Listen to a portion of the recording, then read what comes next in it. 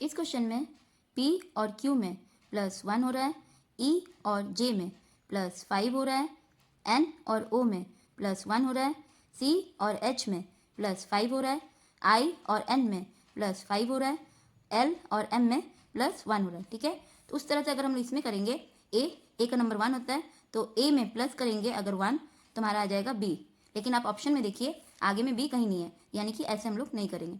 ठीक है, दूसरा तरीका देखते हैं। यहाँ पर देखिए P का नंबर 16 होता है, E का नंबर 5 होता है, N का नंबर 14 होता है, C का नंबर 3 होता है, I का नंबर 9 होता है, L का नंबर 12 होता है। ठीक है, अब आप लोग ध्यान से देखिए तो यहाँ पर 16, 14 तीनों इवन नंबर है और इन तीनों में ही +1 हुआ है, +1 हुआ है, +1 हुआ है। ठीक है, और 5, 3, 9 ये तीनों ऑड नंबर है और इन तीनों में +5 हो रहा है।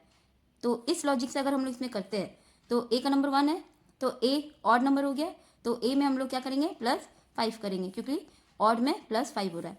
तो A का नंबर 1 है, 1 में +5 करेंगे 6 हो जाएगा। 6 हमारा F का नंबर होता है, L का नंबर 12 है, 12 हमारा इवन नंबर हो गया और इवन नंबर में क्या हो रहा है प्लस हो रहा है 1, तो हम लोग +1 करेंगे तो यहाँ पर हो जाएगा M।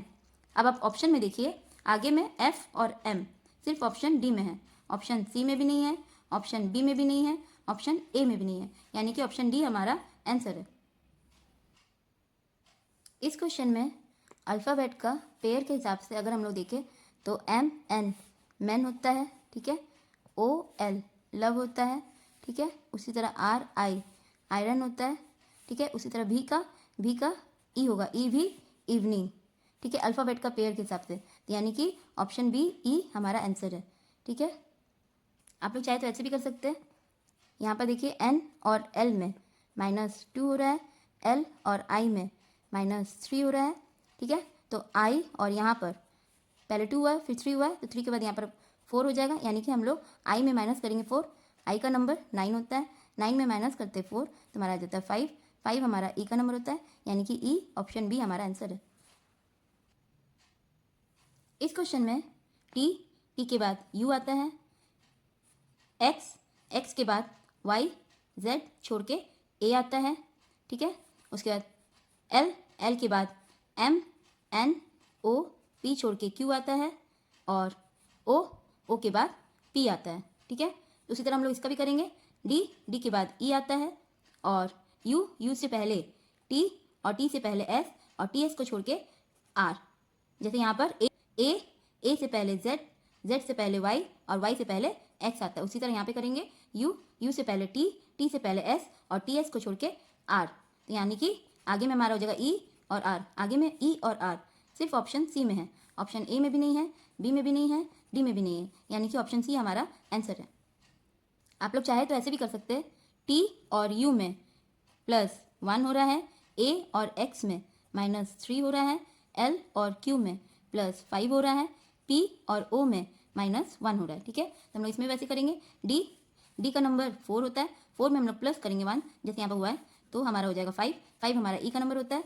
U का नंबर 21 होता है, 21 में माइनस करेंगे 3 जैसे यहाँ पे हुआ है, तो हमारा आ जाएगा 18 हमारा R का नंबर होता है और E और R आगे में सिर्फ ऑप्शन सी में है, यानी कि ऑप्शन सी हमारा आंसर है।